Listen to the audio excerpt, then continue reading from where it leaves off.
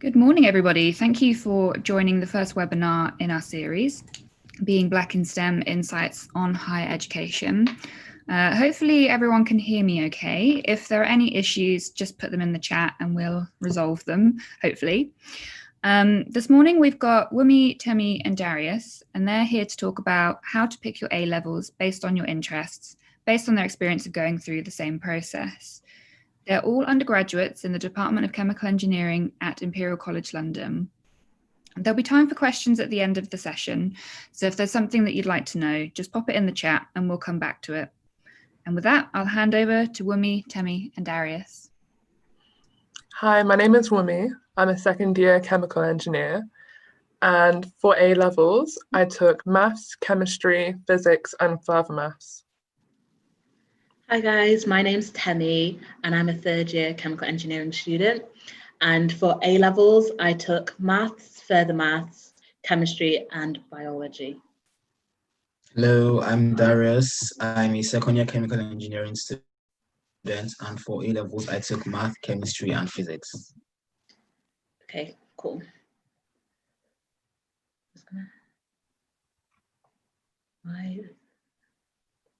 Sorry guys, my computer. Okay, cool.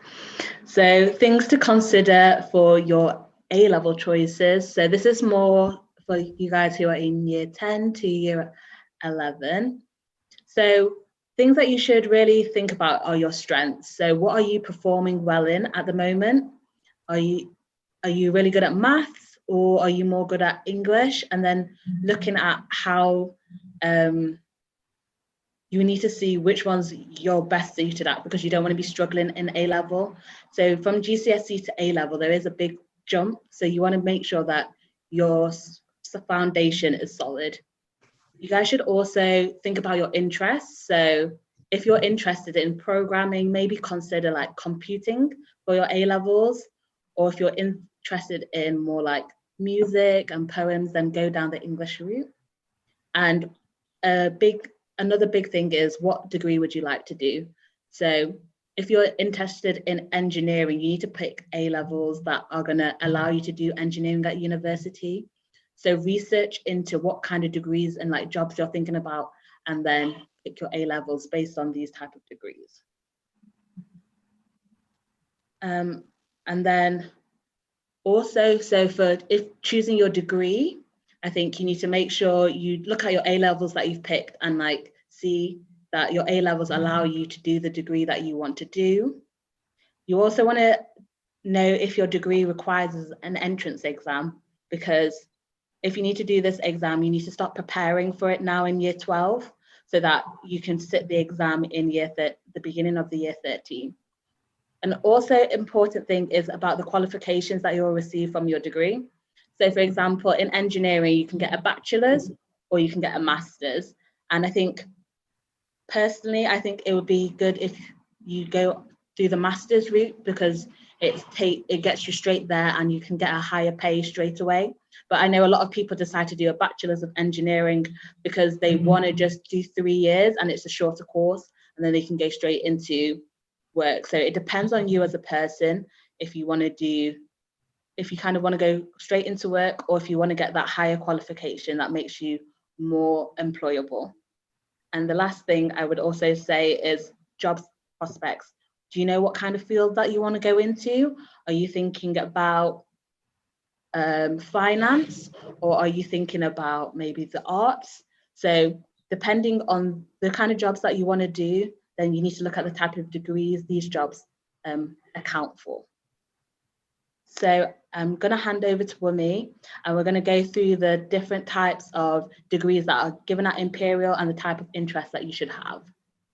Thanks, Temi. So to start off with, we've got Tani from the Department of Aeronautical Engineering talking about his experiences as a student there. My name is Tani, and I'm a fourth and final year student at Imperial College London, studying aeronautical engineering. I applied for aeronautical engineering because of cars, actually. I'm really interested in Formula One. So a lot of people are actually interested in planes, right, as the name suggests, and they can name planes at the sky, but you don't have to be like that, and I'm not like that, and I'm doing pretty well. So yeah. Also, on a day-to-day, what you do is basically just lectures and tutorials. Tutorials are homework, basically.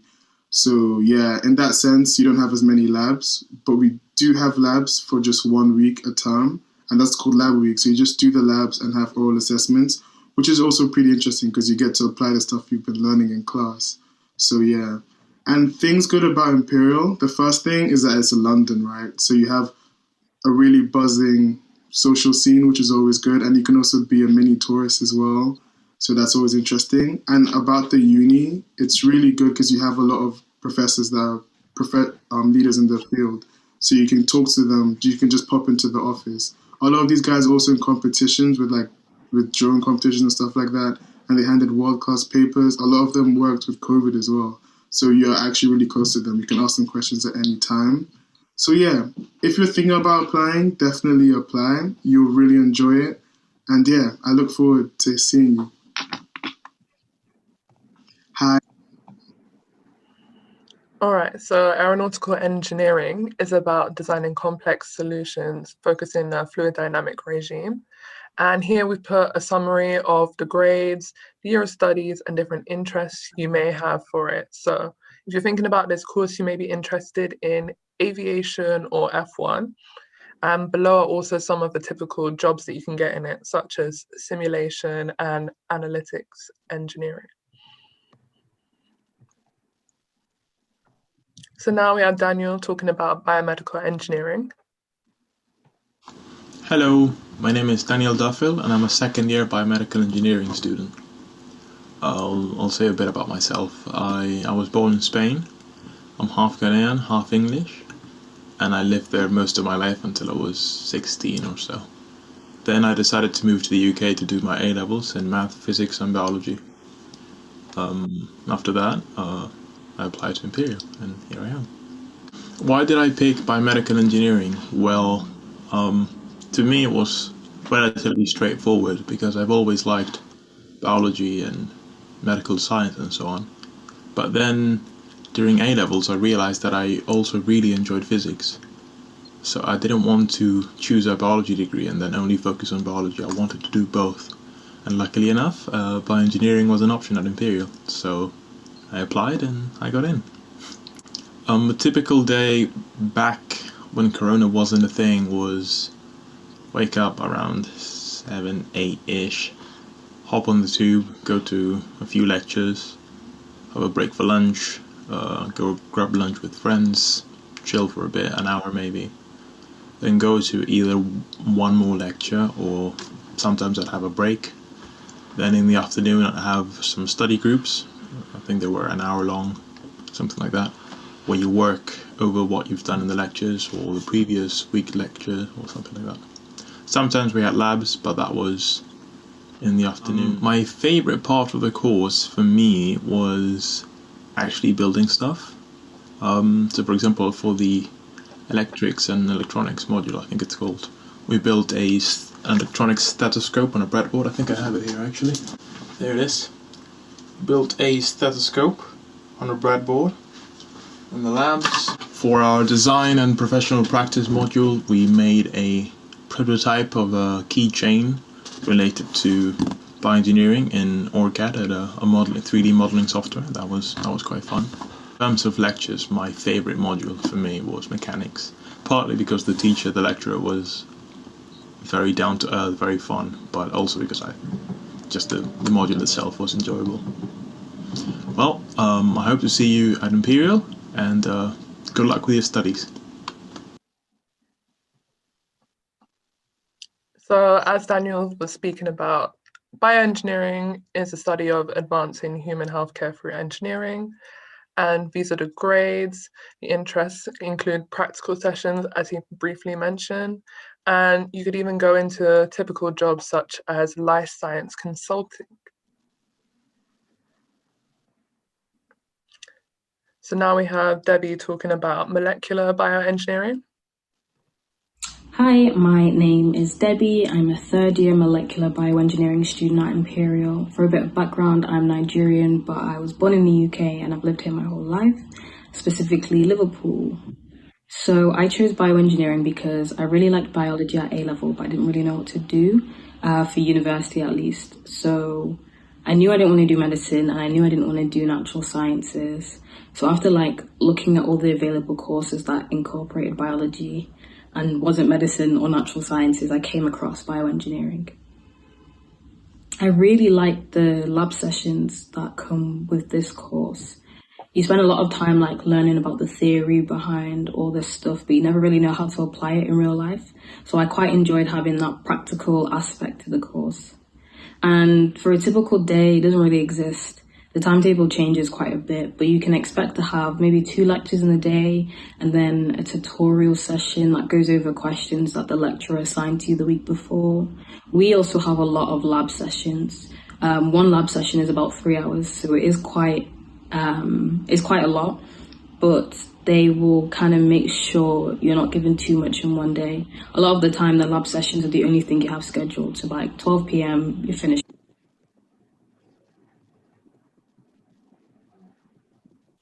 Can you guys hear? I think it's For the day.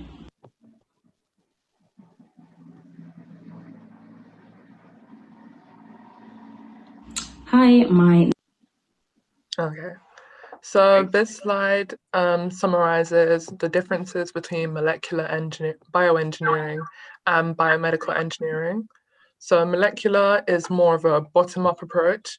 So you first start looking at cells and molecules, then build up to the human body, whereas biomedical is the opposite, it's a top-down approach. So they start with the whole organism and go down to a cellular level. Molecular has wet labs, biomedical has dry labs. The theoretical understanding of biology and chemistry is more to do with molecular bioengineering, whereas biomedical engineering is more to do with the mechanics and the electrical side of it.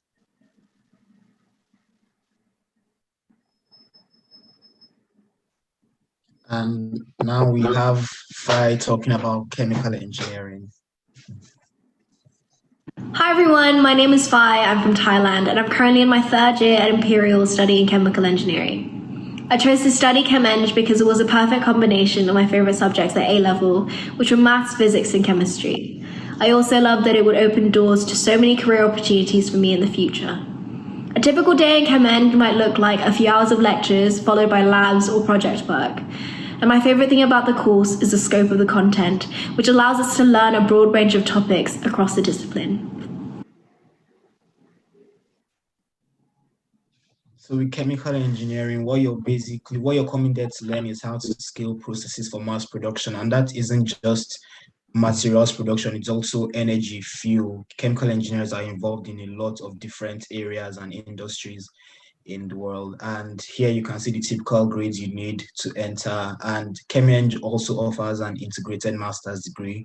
So at the end of your 4 years, you'll have a master's qualification.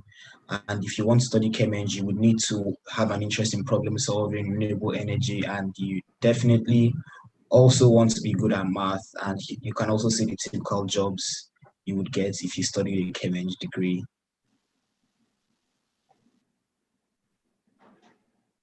So for civil engineering, it's all about designing systems and structures for everyday life while protecting the natural environment. So dams, anything from dams to bridges to buildings, civil and environmental engineers are involved in all of that. And you definitely want to have an interest in the environment and structures if you're going into this degree. And people who go into this degree typically go into sustainability engineering or coastal engineering and at the companies shown on the slide. So computing. Computing is all about putting maths and engineering principles into real life. So at Imperial, they do ask for step offers for computing around the grade 2. But so maths is really key if you want to do computing. You don't actually have to have studied computer science at A-level, but you have to have done maths, and further maths is always highly recommended. So if you're really interested about the tech world and interested in programming, definitely apply to Imperial. It is a really competitive course. Imperial probably one of the most competitive, but if you've got the grades and you're working hard enough, then you can definitely apply. So here we have Dadoon, and she's going to tell us more about design engineering. Hi guys, my name is Dadoon and I am a third year design engineering student at Imperial College London. So I am Black British, that's my nationality, and I'm originally from Nigeria. So specifically, I'm Yoruba. So why I picked design engineering? I chose design engineering because it's a course that allows me to have a lot of breadth. So I was one of the kids in school that loved all of my subjects at GCSE. So I loved maths and the sciences, but I also really enjoyed the arts. So the traditional arts, yes, art and DT, but I also loved languages. So Spanish, I loved English, all of it, I loved it. And studying design engineering allows me to continue in a way with all of my different subjects, where it allows me to continue with all of my different passions. My favorite part of design engineering is actually the breadth and the flexibility that I have to go from one subject to a completely different subject. So if we look at a typical day on design engineering, I might wake up before class, do some applications. So I'm currently applying for some internships. Then my first class of the day might be related to CAD. So CAD, or CAD, just stands for computer aided design, and it's essentially just 3D modeling. So any product that I'm designing, any system I'm designing or creating, it has to be modeled on my laptop in 3D. So I might have a course relating to that or a module relating to that. Then I might move on to one of my design modules and I might do some ideation. So that's essentially when you have a world problem and you're trying to create a solution to it, and you are exploring all the different ways or all the different products you can create that can solve that problem, essentially. So you're just trying to create a solution, and I might get a big A3 piece of paper and just draw different ideas and just map out different things that I can do that can solve that problem. Then my final module of the day might be related to business. So one of the modules I'm taking right now is entrepreneurship and innovation, and it's essentially to do with looking at the market landscape, looking at the different businesses that exist, understanding the market, understanding the terms that are used, having a business mindset. If I wanted to create a startup, how I would go about that, how I would do that, what I would need, the resources I'd need, so on and so forth. And then at the end of the day, I normally finish with like an extracurricular activity. So one of my favorite extracurriculars that I'm doing right now is actually choreography. So the ACS has a cultural show every single year called Afro Gala, and me and a friend are heading up the routines for one of that. So it's a lot of fun. It's a way to meet new people and to just let off some steam after a hard day of work. So design engineering, it's a multidisciplinary engineering degree, and it's all about the study of design processes. So if you're a really innovative person and you have like ideas and you want to start from the beginning of the process, like having the idea to making the process and then making the product and then actually marketing the product, design engineering is a really good degree for you guys because it takes you through the life journey of that product. In design engineering, there is a lot of art aspects to it, but there's electronics as well. So if you are the type of person like to mix your like artsy side, but also quite mathsy, I think design engineering is really good for you guys. So typical jobs, if you're thinking about the future, is like a design engineer at Samsung or a CAD technician, as Dadoon mentioned before. CAD is just like computer aided design, so it's just a software that you guys will use on your degree. So now we have a video from Simi talking about electrical and electronic engineering. Hi, my name is Simi and I am a third year electrical and electronic engineering student. You guys don't know how many times I rehearsed that, but I'm going to call it Triple E because I stumble over it every single time. I'm Nigerian, I'm very proud of it, but I was born and raised here.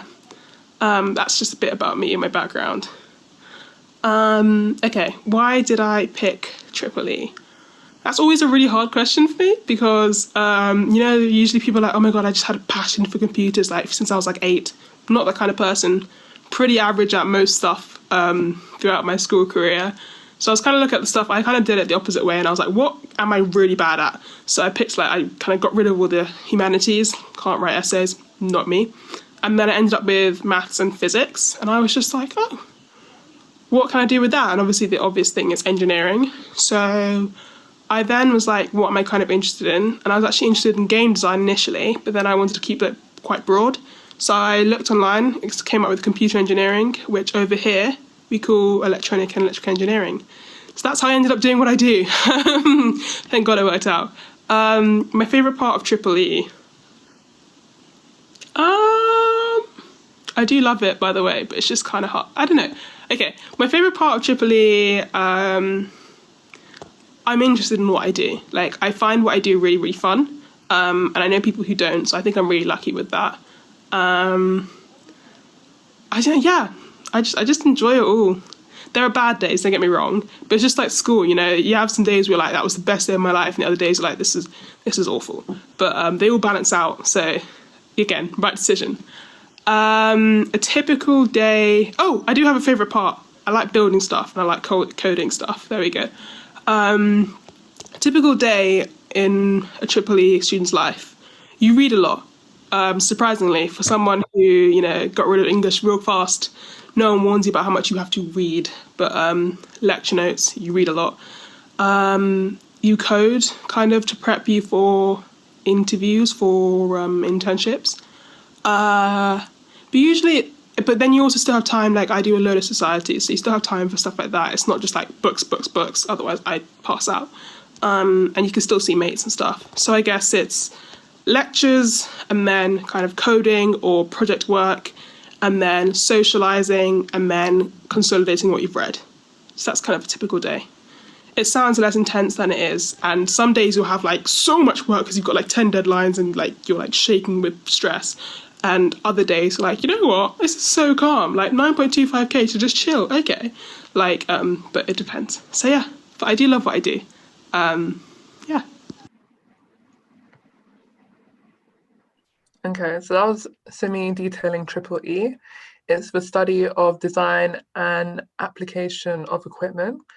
Here are the typical grades. Interests may include Raspberry Pi, if some of you are into that, or Arduinos, and obviously learning how to code. And you can do a range of jobs as listed below, but most importantly, become an electronic engineer.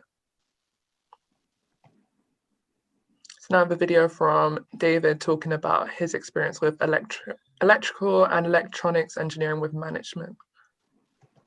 Hi guys, my name is David. I'm a final year student studying electrical and electronics engineering with management. So on a day-to-day basis, it depends on your year, but in first and second year, it's mainly consisted of lectures, tutorials, and labs. So in your first and second year, you're normally assigned a personal tutor. So you meet with your personal tutor every 2 weeks, and you just go through any issues you have with the course, as well as get some help on any other areas academic-wise for the course. So most of these modules you take in first and second year are compulsory, and in third and fourth year you have a lot more freedom, and that's also when you get to decide which stream you're going to be choosing. So I chose to be on the management stream rather than the technical stream. So I do some business school modules as part of my degree. So yeah, that's basically what you have to do for electrical engineering. Okay, so here are the comparisons between Triple E and EIE. So Triple E is, as mentioned, electrical and electronic engineering, whereas EIE is electronic and information engineering. EEE is more of your focus area if you're interested in learning about transistors, for example, and EIE is more focused on digital electronics, computer architecture, and so forth. But EIE has more advanced programming modules than EEE. So now we have Victoria talking about geology. Hi guys, my name's Victoria and I'm a second year geologist at Imperial College. I'm from Nigeria, and before coming to Imperial I went to boarding school in the UK. I think I picked geology because it's a lot of real world applications to what we're doing, and also I find like it was one of the only courses where I could cover all three sciences and math and like learn programming and all this stuff all combined in one, and then like combined with like just that bit of geography if you really like it. Yeah, it was just a perfect course. I think what I really like most about my course is the fact that since it's such a niche course, it's quite small. So the whole course in itself is only like 72 people. And then because of this, it's like you really get to like know the lecturers and you get help with like a lot of the things you need. And also the practicals are like very interactive and like quite creative, some of them. And a typical day in my course is, I think, well, for year one and so far from year two, we have lectures 9 to 12 and every morning, Monday to Friday. And then we'll have, typical days are 9 to 12 and then an office hours after in case you have any other questions that you want to ask. And then on a few days here and there, we might have, tutorials, or we'll have like just general sessions where they teach you about things beyond the course. So as Victoria said, geology is a combination of observational and field skills.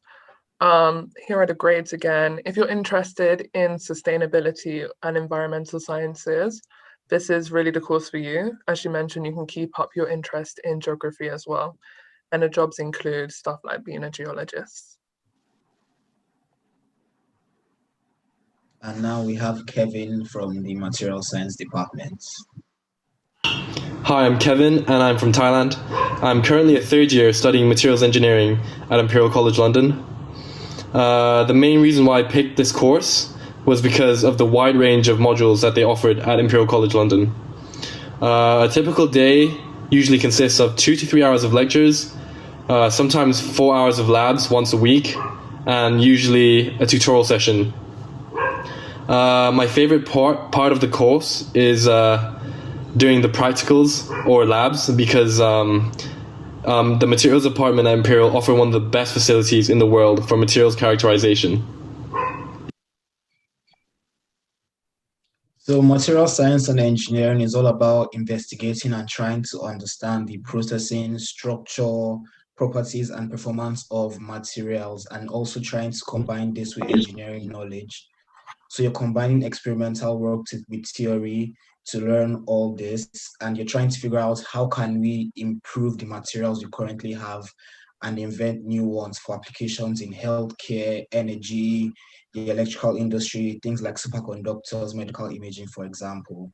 And like I've said, you would need an interest in material structures, quantum computing, environmental sustainability, because these are industries and these are areas where the material science department or study material science can have a direct input. And here you can see the typical jobs that a material science students would probably go into. And now we have Farouk from the mechanical engineering department. Hi, I'm Farouk. I'm a second year mechanical engineer at Imperial. We have day to day we have lectures. We have a lot of lectures based on like applied maths. So things like thermodynamics, fluids, maths, mechatronics, mechanics. Like it's all like just concepts of different applied maths. Sometimes we had labs, like we have like interactive sessions. So we'll go to like a lab and we'll do an experiment and we'll have to write a report, stuff like that. And then we have tutorials. So those are just like classes that we go over the lecture content in, and they give us tutorial sheets. So like problem sheets, basically homework, and we just finish that. There's a lot of work, but it is fun. If you're interested, it is really fun. That's my day to day. I chose mechanical engineering for the standard reasons, like I'm good at maths and physics, and I do have an interest in the technical world. Like, I like seeing how things work, how mechanical systems move, like how things actually come about. Like, if you think about the type of technology that we have access to today, we didn't have like 10 years ago. Like, the way that tech has revolutionized over the past, 5-10 years is just crazy. And I do find it interesting. I did want to know how it works. So yeah, I chose Mech Eng. But even then, from this course, we have so many options. Like, we can still go into so many different sectors, like go into investment banking, the corporate world. We can even do law from Mech Eng. Like, the skills that we gain from our course are so sought after in so many industries. So I was like, if I don't exactly know what I want to do, but I know what I'm good at, then this is a good option. So that's why I chose Mech Eng. So with mechanical engineering, it's all about studying the design, development, operation, and manufacture of new processes, new machines, new mechanical processes, new devices, and you learn how to produce solid modules and industry standard technical drawings and create blueprints for your own design using softwares like CAD and SolidWorks. And if you're going into mechanical engineering, you'd want to have an interest in construction, machinery, design, and things like that. And if you study mechanical engineering, typically people in that department go into becoming an actual mechanical engineer or a nuclear engineer or a simulation engineer, or like Farouk said, it opens a wide range of opportunities for you. So you could even go into consultancy or finance or becoming an analyst, etc. So we're going to talk about the Faculty of Natural Sciences, and this difference differs from engineering, because in engineering you get a qualification as a Bachelor's of Engineering or a Master's of Engineering, whereas with Natural Sciences you can get a Bachelor's of Natural Science or a Master's of Natural Science. So here we have Millie, and she's going to be talking about biological sciences. Hi, I'm Millie, a third year biological sciences student here at Imperial College London. I am from a small town in Cambridgeshire, so coming to London was so exciting for me. And I chose my course at Imperial because I've always really enjoyed learning about biology, and I've always enjoyed learning about the molecular detail, and I thought that I might want to go into medical research when I graduated. So my favourite thing about my course is probably the focus on research and how all of my lecturers are researchers leading in their field, and we get to learn what they're researching about at the moment. So it's all very relevant and topical. For example, at the moment we're studying medical microbiology and learning about how viruses and bacteria make us sick, what happens in our body, why some people get sicker than others, and then medical interventions to try and prevent that. A typical day in my life involves me getting up early-ish, probably about 7 to 8, going to the Ethos gym, going to my morning lectures. I usually have about two or three a day. I will then normally have labs in the afternoon, or if I don't, I will spend my afternoon in the library, see friends, maybe go to Imperial College Union, and in my free time, I just really like to make the most of living in London. So biological sciences it's like building on from your A-level biology. It is a 3-year course, but so you will only get a bachelor's, but because Imperial also has a business school, a lot of people do a 4th year in like the business school to get a master's. There is a lot of different jobs that you can go into after this. So you can become specialized into genome scientist, or you can go and study for a PhD. It's all up to you, depending if you want to carry on studying or if you want to just go straight into getting a job. So we have Mickey, and she's going to be talking about biological sciences, but also why she didn't pick biochemistry. Hi guys, I'm Mickey. I'm a 3rd year biologist at Imperial, and I'm Japanese, but I came to the UK for university after studying in Singapore my whole life. I chose biology because I was really interested in infection and diseases and how our body responds to that. I think my favourite part of the course would be the labs, because they're such a great way to meet your course mates, get to know your lecturers, and then of course become really familiar with the techniques that are really important in research today. So a typical day in my course would probably be around 2 hours of lectures every day and then a 3-hour lab maybe once or twice a week. I actually debated between biology and biochemistry at Imperial, but I'm really glad I went with biology because of the sheer breadth and flexibility that they offer here. And there's so many modules you can choose in second year and third year. So it really feels like you're tailoring the course to your own interests at the time, which I've really appreciated. And so I think if you're someone who wants to learn a lot about all the different aspects in this field, then I'd really recommend the course here. So biochemistry. Biochemistry is more about the chemistry of living things. So one thing that a lot of my friends say who study biochemistry, there is a lot of essay writing. You have to do a lot of research. So just bear that in mind when you're picking biochemistry. I think the difference between like biology and biochemistry is in biochem, there's more chemistry, whereas biology is very focused on the human body. So the grades differ from 3 A's to an A star and AA. So it really depends on how your interview goes, if they give you a higher offer or a lower offer. And the different jobs are to become like a research officer, or you can become a specialized biochemist. So now for chemistry. It's a subject that some of you may be taking already in school.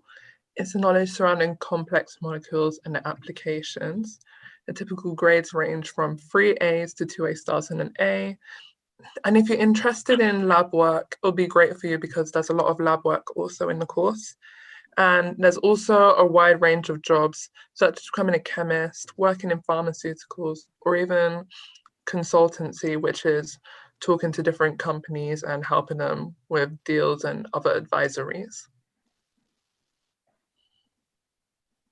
So now we have Ella, who's going to talk to you about maths. Hi, I'm Ella Orme. I'm studying mathematics. I'm a third year and I'm from Northern Ireland. I originally picked my course because I realised that the other sciences like physics and chemistry didn't quite have enough maths in it for me, and I didn't really enjoy that kind of maths, and I preferred pure. So I decided to do it because I kind of enjoyed the course, or enjoyed the subject at school at least, and thought I'd see what it was like at uni. My favourite part of the course is probably how flexible it is. There's not too much contact time in uni. The rest of it is kind of independent study, and that kind of lets you work the way that suits you best. And yeah, that works well for me. A typical day in my course would kind of be working on lectures in the morning, going into uni, seeing lectures, and then working on problem sheets and problems the rest of the day. And I'd usually do that kind of in groups with my friends and yeah, work together on those, which is quite a nice way to work. So now we have Vanessa talking about mathematics with applied mathematics. Hi, my name is Vanessa and I am studying maths at Imperial. I'm actually doing mathematics with applied mathematics, and I'm in my third and final year. And I am half Greek, half Nigerian, but I was born and raised in London. And so why I picked my course, I was actually bouncing around between a few different courses, physics, engineering, medicine, all things I was considering, but I chose maths because I really love how it so naturally describes the world. Pretty much anything you can think of math, there is a way to mathematically describe it. And like, why would you not want to know how like the language the universe was written in? I think that was always my thinking, which is why I chose my course. My favourite part about my course is sort of in that same vein, how I can apply it to pretty much everything. Right now, I'm doing a bunch of different modules: mathematical biology, which is life sciences, fluid dynamics, which is physics and engineering, data science, and all sorts of other things, touching pretty much every subject that we do here at Imperial. So I love its applicability to pretty much everything. And a typical day in my course, we have usually about 3 hours of lectures during pretty much every day except Wednesdays. And then we might have a problems class, or maybe two, once or maybe twice a week. So once for every module that you're doing, and then the rest of the time is problem sheets and review. So maths by nature is a thinking subject, so you have to spend loads of time doing your own thinking and your own problem solving. And so yeah, that's pretty much what a day in my life typically looks like as a math student. Okay, so as they've both summarized for us, maths is the combination of a wide range of mathematical ideas. The grades are quite high for maths. It's 2 A stars and an A, and maths and further maths are required, including an entrance exam such as the MAT, or Step 2 and Step 3, which you can find more details on the site. And interests are pure mathematics, modeling, or stats, and below are the typical jobs that you can go into with this degree. So now we have Effia from the physics department talking about her course. My name is Effia and I'm a second year physics student at Imperial College London. I decided to study physics because I really enjoy maths and problem solving, and I thought it would be a good fit. I'll say a typical day in my life looks like 3 hours of lectures in the morning, then I'll have 3 hours of labs, and then I'll have an iExplore module, or sometimes on a different day I'll have 2 seminars and 1 tutorial. So yeah. Now we have Akshay to give us a bit more information, also from the physics department. Hi, I'm Akshay. I'm from Southampton in the UK. I'm currently in my 3rd year at Imperial studying physics. I chose to study physics as I really enjoyed reading about it at school, and I also thought it was the coolest out of the 3 sciences. A typical day in a physics degree at Imperial might consist of 2 to 3 lectures, a couple of hours of labs, on a theory course, and maybe a tutorial as well. My favourite part of the course is definitely the tutorials, as you really get to consolidate the lecture material whilst also working with your mates, which makes it a lot more fun and enjoyable. So physics at Imperial is all about studying both a broad range of practical and theoretical topics in both fundamental and applied physics, so you can gain an understanding of the fundamental processes in our universe. And the way physics is designed at Imperial is that it gives you a very strong base in mathematics, physics, and experimental methods, and then you can advance that. So let's say you're more interested in astrophysics or in quantum physics or in medical imaging, so you can tailor it more towards your interests. And Imperial offers both the BSc and MSc degrees, depending on which one you want. And people who study physics at Imperial typically go on to become research analysts or operational researchers or systems engineers. So now we're going to the Faculty of Medicine. Imperial actually has one of the best Faculty of Medicines in the world, and now we're going to hear from some of the students in that faculty and also give you a bit of information about it. So now we have Intisar, who studies medicine. Hi, I'm Intisar and I am a second year medical student at Imperial. Just to give you guys some background, I am from West London, but ethnically I'm Somali. I went to a state school from year 7 to year 13, and for my A-levels I did biology, chemistry, maths, and I also did the EPQ. The reason I chose to do medicine is that I've always enjoyed science and I felt that I was good at it, so I always knew that I'd have a job within science, but I also wanted to have a career where I was able to talk to people and help them in a meaningful way, and I think that medicine allows me to do that. And it's a career where you'll never be bored. You can never be bored being a doctor. So my favourite thing about my course is that on top of doing the standard lectures and classes, we have a bunch of other classes that are more fun, I'd say, than other degrees. So doing things like communication skills, where we're acting as the doctor and we have an actor come in and pretend to be a patient and we practice diagnosing them. We have hospital placements, GP placements. We have anatomy classes where you work on dissecting a body. There's just a bunch of classes that you won't get in any other degree, which are really fun. So the standard day for medicine is very hard to say just because we have so many different classes, but I will say that contact hours are quite long. normally between 9 till 4, 9 till 5.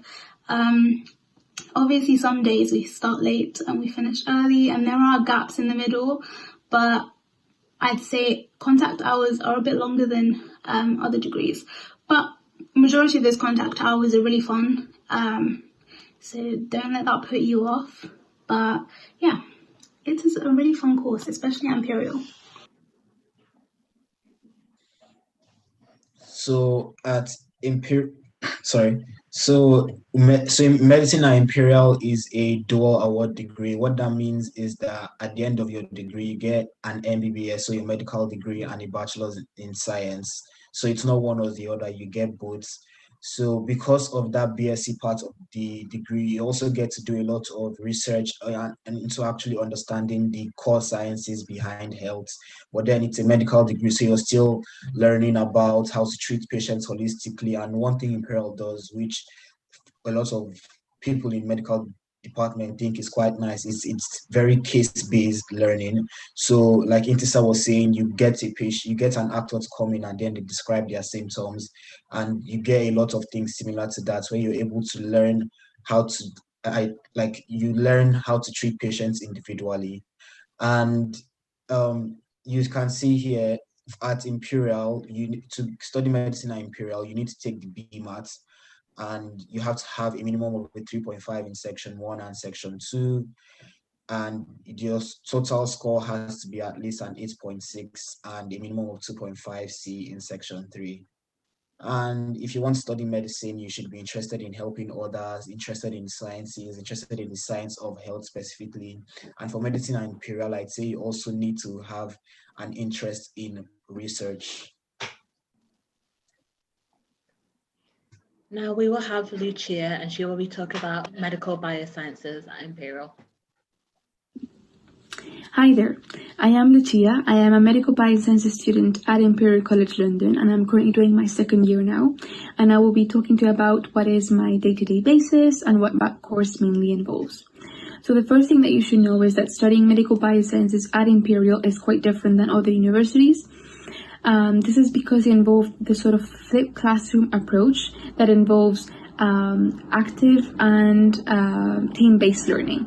You will receive all the theoretical side of the course in advance online, which you will have to read through before class, and then you have to apply this new knowledge that you have acquired within a group of 6, and basically by tackling different types of questions that the teachers have given you. So these classes only last for like 2 to 3 hours, and they only happen 2 to 3 times a week. And then you will have a full day of labs, 1 day of the week, where you will be able to carry out a project, a real research project with different types of experiments that will basically help you to prove your hypothesis. And it's basically just you're immersed in a scientific environment and having a research project on your own. And that's mainly the day-to-day basis of my course. It is studying online, going to class, actively learning with my peers, and eventually having a day in labs to be able to feel like a real scientist and be immersed in a real research environment. So as Lucia mentioned, medical biosciences at Imperial is flipped learning. So if you're thinking about this course, you have to be determined and very motivated, because a lot of the learning you need to do by yourself, but you will have tutorials where you can ask questions to your lecturers and people like that. I think if you're thinking between medical biosciences and medicine, the difference is the amount of contact you have with patients. So medicine, there's a lot, it's patient-based, whereas medical bioscience is more research-based.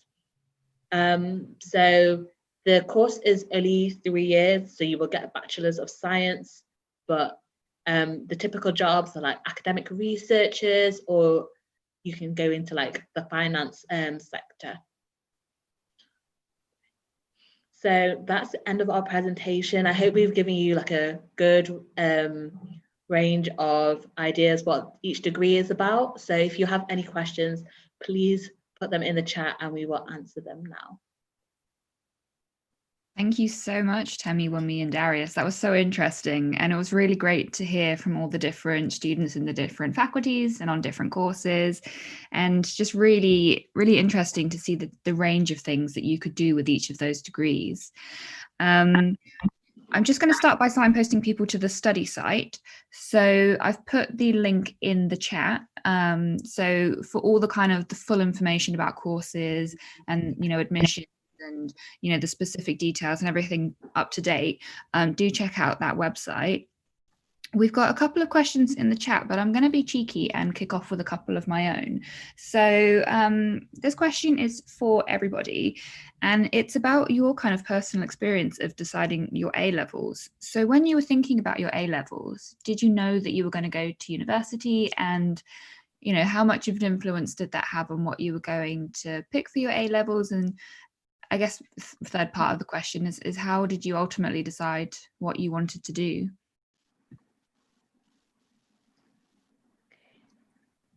I can go first. So when I was picking my A-levels, I kind of thought I was going to go and do medicine. So that's why I picked like maths, biology, and chemistry. But then I also picked further maths because I was good at maths, and I thought just in case like I didn't go into medicine, and I didn't. So it was really good. I picked further maths because a lot of the engineering degrees, if you don't do physics, they're glad that you've done further maths. So that's how I picked my A-levels. And then I think when it came to like picking my degree, it was like, well, what can I do with my A-levels? Because I kind of decided I don't want to do medicine anymore. And then I just eventually picked chemical engineering because you didn't need physics, and it was like I really enjoyed maths and chemistry, and it was kind of the best mixture of both of them. That's similar for me also. I knew that I was good at sciences in year 10 and 11, and that's the interest I wanted to continue with. I wasn't too sure on my course yet. At one point, I thought I was going to come and do material sciences, but from similar insights like this, I had no idea what career I wanted to go in yet. And I knew that chemical engineering will help me keep my options open. For me, it was kind of the same thing. I knew I wanted to do sciences. So why I went with math, chemistry, and physics is honestly just because I didn't like biology. Like there's really nothing else to it. I just didn't like biology. And for further math, for further math, it was more of a situation where I didn't do it at like GCSE level. So I just felt like I couldn't carry it on, which was actually not true. If you're not doing further math now, you could actually still pick it up at A-levels and catch up. So that's it. I actually do regret not doing further math, not because it's affecting me at university, just because it's more knowledge, and knowledge is always good. So, but when it now came to actually deciding for chemical engineering, so when I picked my A-levels, I wasn't picking it for chemical engineering. I just picked like my 3 favorite subjects. And then I was trying to decide like, okay, I can do design engineering because like math and physics, or I could do civil engineering because math and physics. But at the end of the day, just like chemical engineering was just a combination of everything that I wanted out of a degree. Just like that combination of like math, chemistry, and physics, what you actually do in chemical engineering. So that was why I went with it. Great, thank you everybody. And then another question from me before we go to the chat. So obviously this series is called Being Black in STEM, and it's part of Black History Month. Now, we know that our activities around this should not be restricted to 1 month, and it's really important that we increase representation throughout the year. And I just wondered whether you could share with us what you think about, how important is representation, particularly in higher education, and how important are events like these? I can start this one if you guys want me to. I think it's very important to have representation because when I was younger, I'm Black, I'm also a woman in science. Once I got to my A-levels, I was one of a few Black people, I was one of the few girls in my physics class. And even though I knew that I had the capability to do a course like this, it's always encouraging to see people that look like you in similar spaces. And the more people that you have is kind of a community aspect to me. So I think it's important so that, you keep going and having people of different having diverse people in higher places just improves the environment a lot for me. Yeah, I'm actually going. Okay, go first. You go ahead, Darius. Oh, okay. I'm actually going to borrow a story. Wumi told me this story like a few weeks ago about how randomly we were talking about Kiki Palmer, and then we started talking about True Jackson VP, and she was talking about how she had never realized how important representation was till she watched that show, and like she saw this like young Black girl who was like crushing the business world. And it's something where like subconsciously you don't even realize like the kind of things you're just like discounting in your head, like, oh, I can't do that because people like me don't usually do that. But then you see people doing it and you're like, oh, this is something I can do. This is something that is actually accessible to me. And I think just actually seeing people that look like you or who have gone through similar experiences as you in those positions makes you feel like this is possible for me.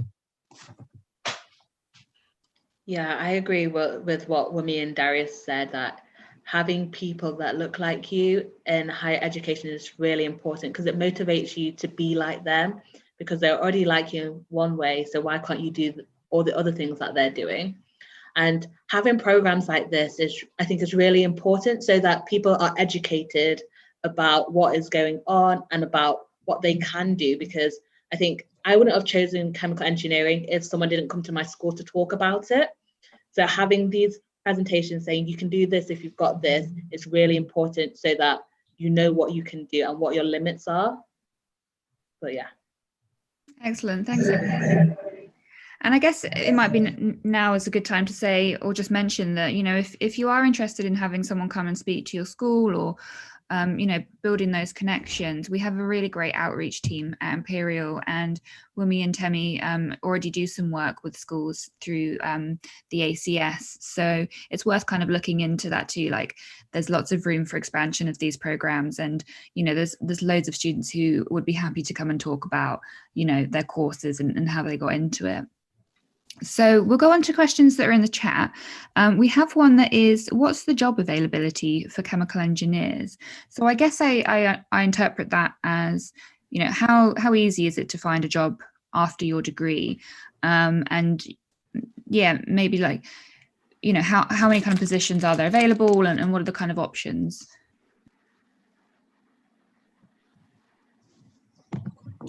Shall I start with that one again? Yeah, if you want. So I think Imperial are really good for graduate prospects. We're definitely like top 10 for that. They provide so many different career services for whatever you want to go into. So for me, I still have my options open. I may want to be a chemical engineer when I leave. I may want to do finance or consulting. They have many careers days where people come in, talk about different opportunities, and it's quite good because Imperial's quite well known for having hardworking students. So we've already got that good rep with a lot of companies. So there's opportunities for everybody, I think. I don't know if you guys want to add to that or agree. Yeah, I agree with that. Like getting a job is hard, no matter like what degree you have. You still have to do the application. You still have to be the best of the best. But I think when you have chemical engineering, you have advantages because of the type of skills that you gain from your degree.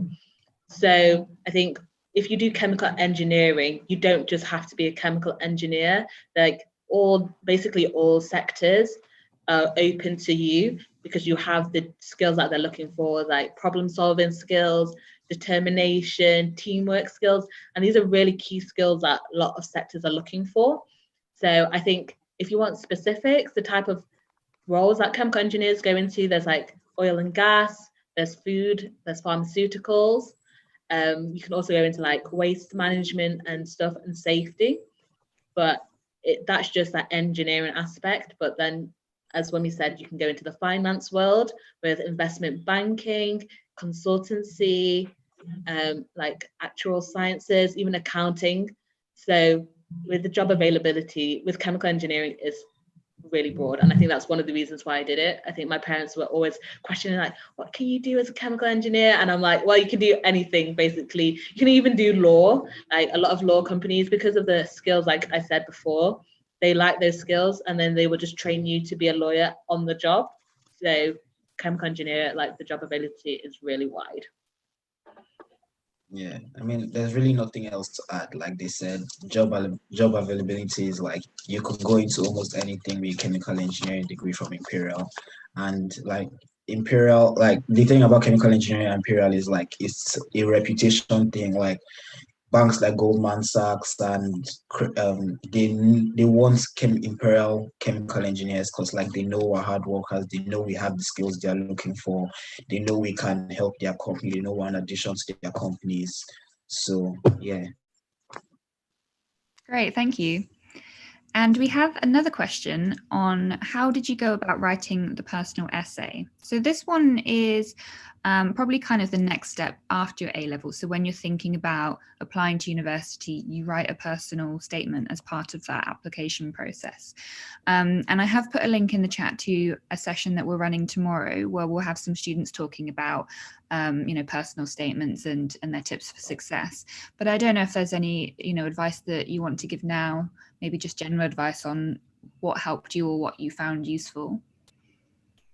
Yeah, if you know what you're interested in, start reading around like a broad range of subjects. You don't have to know that you're interested in chemical engineering yet, but maybe find out more about engineering in general. There's podcasts online, lectures, many books that can get you knowledgeable on a wide range of sciences, in my opinion.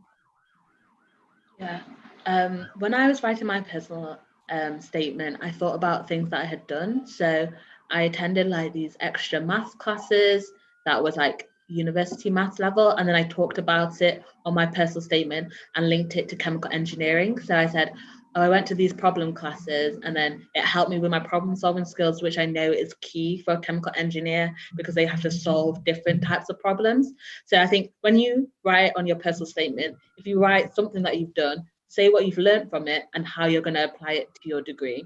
Like I would just take, that's how I structured mine, what I'd done, what I learned, and how it helped me basically.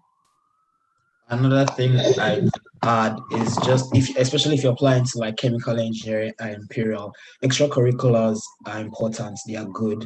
But Imperial probably wants your essay to be more like 80% academics and 20% like your hobbies and extracurriculars. So what I find is the best thing to do in that situation is add supercurriculars, and those are like things that show like, oh, he's actually really interested in his A-levels or in this course. So things like I went to this seminar, or I did this reading, or I did research on this and this and this, or I wrote an EPQ. Stuff like is things that are outside of your A-levels but still related to academics.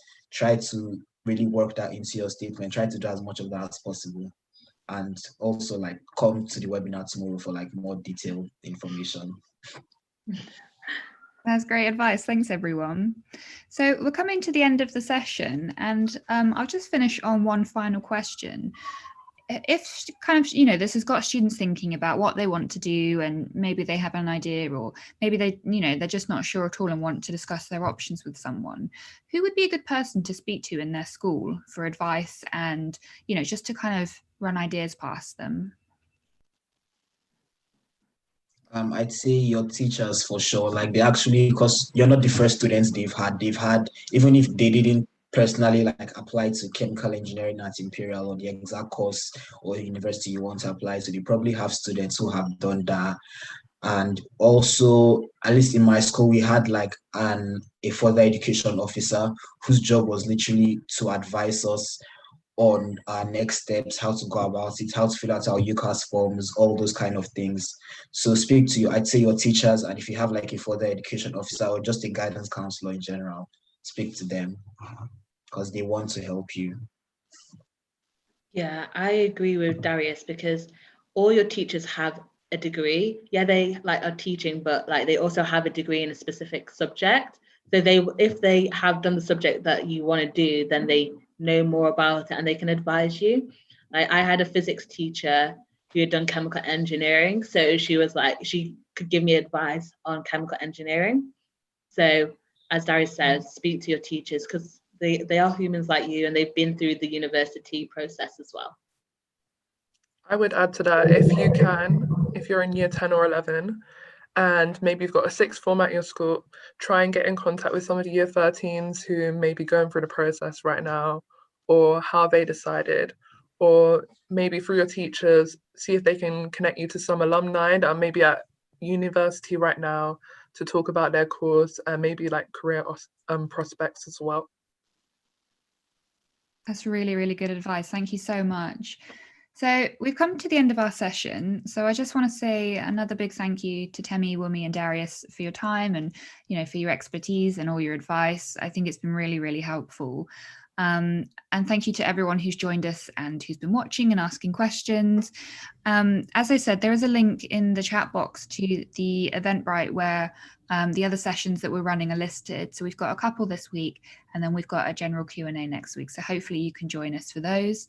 And if you have any other questions, just pop them in the comments and, you know, we'll try and get back to you with some answers, or, you know, check out the Imperial website. And as these guys said, you know, use the resources in your schools as well, and just talk to people and, you know, learn from other people's experience, really. So yeah, big thank you again to everyone who's joined us and to our presenters, and have a good rest of the day. Thanks very much. Thank you. Thank you. Thank you.